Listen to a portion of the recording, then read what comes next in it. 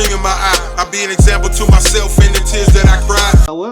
What machine? I know, but to everybody that's watching, what machine do you use to Okay, craft? so I'm starting to feel like I'm a machine hoarder at this point. But I started out with the Silhouette Cameo 3. I had that first. Okay. And then I just purchased the Silhouette Cameo 4 probably about 6 months ago because I'll tell you guys a quick, very cringy story.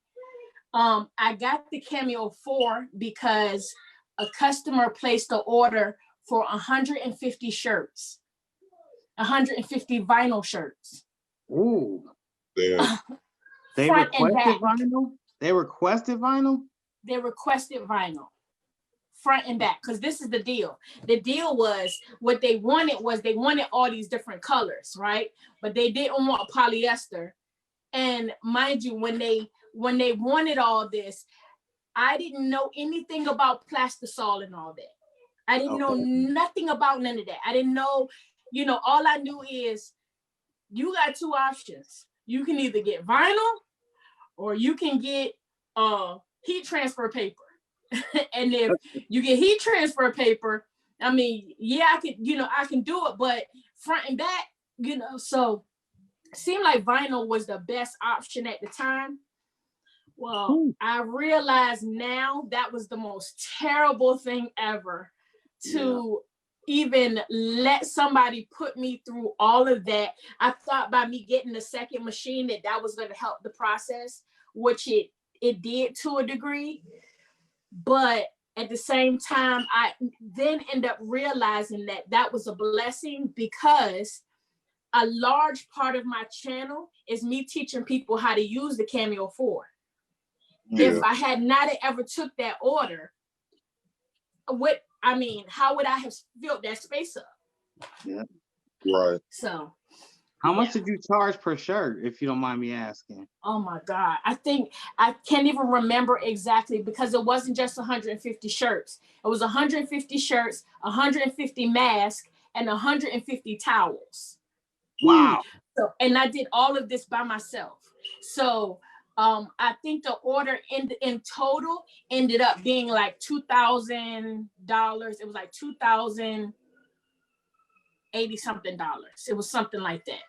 But the amount of work that I put into that, it wasn't worth it. But again, the fact that I got the Cameo 4, and that has, really done what it's done for my YouTube channel, made it worth it. So, yeah. Not to mention the lesson.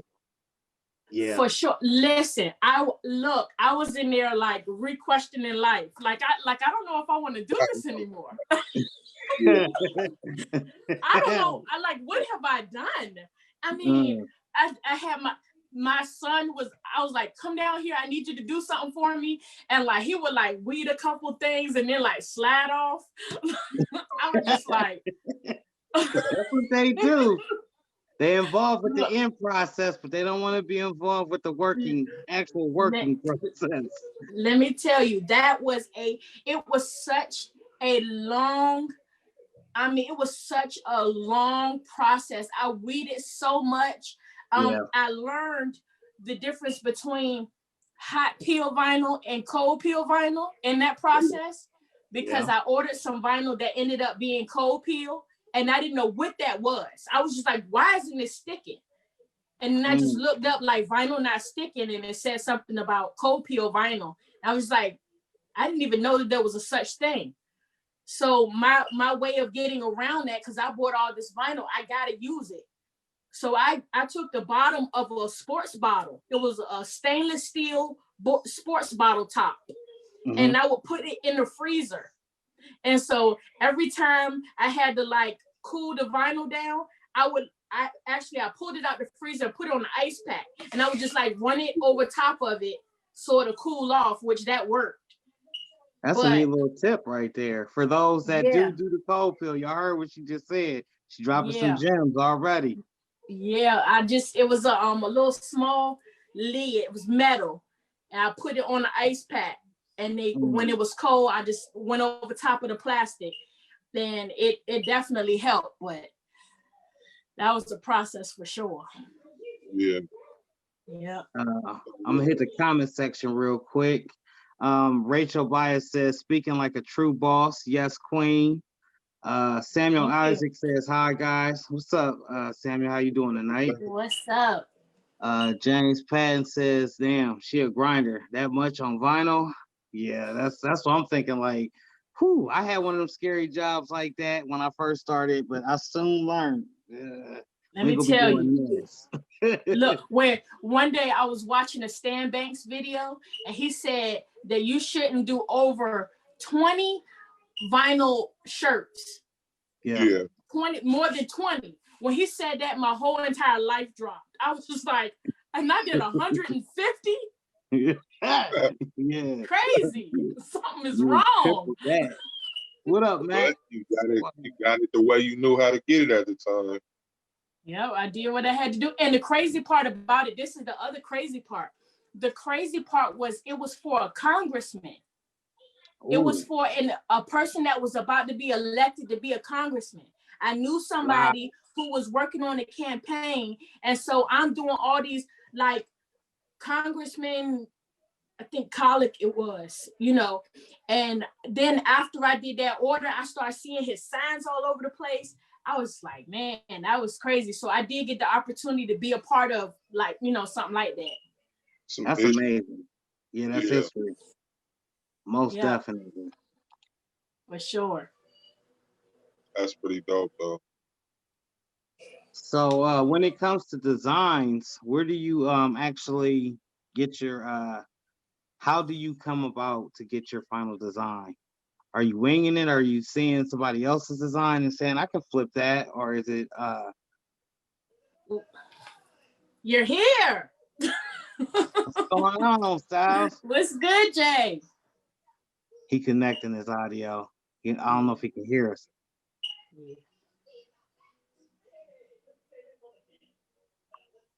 But to answer your question, when I first I was kind of like trying to come up with my own designs, but one thing I learned that there's a gap that happens between what you can conceive in your head and what technique you know. You get what I'm saying? If you don't know the technique, it's like you can't execute what you don't know how to do. You get what I'm saying? So true. So for a long time, I was really like stuck. I was super stuck. I didn't know what to do. So I was thinking like these things that I want to achieve, I can't achieve them because, hold on. Jay, you here? Is he here? Can you hear us? He's froze. He'll come in. He'll let us know. I didn't want to leave him out back, just sitting there. but so I was so stuck. So what I ended up realizing was there was a lot of stuff on Silhouette Studio I didn't know how to do. I didn't know how to do offsets. I didn't know how to curve letters. I didn't know how to do a lot of stuff. So what I thought, before I realized that I just needed to learn the software, what I thought I could do is, I'm just stuck creatively. So what I'm going to do is I'm going to go out and buy an airbrush machine. And then with the airbrush machine, maybe I'll be able to create these ideas that's in my mind because I can actually do them with my hand. Wow. I was wrong because now when you were stuck in the software, you're going to be stuck with the technique with airbrushing. You get what I'm saying? Going apparel, the dream in my eye. I be an example to myself in the tears that I cried.